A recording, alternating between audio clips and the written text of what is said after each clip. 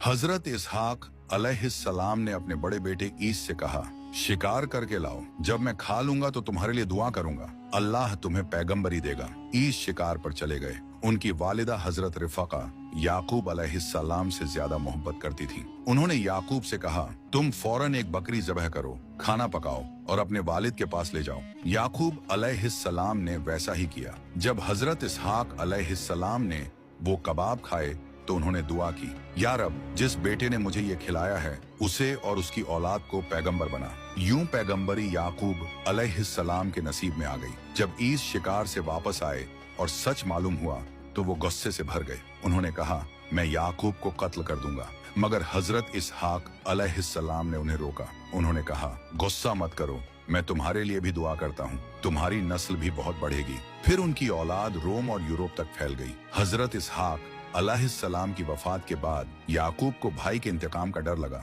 वो दिन में छुपते और रात को निकलते। आखिरकार वालिदा के मशवरे पर वो अपने मामा लबान के पास शाम चले गए। क्योंकि वो रात में निकले थे इसलिए उनका लक़ब पड़ा इज़राइल, यानी रात का मुसाफिर।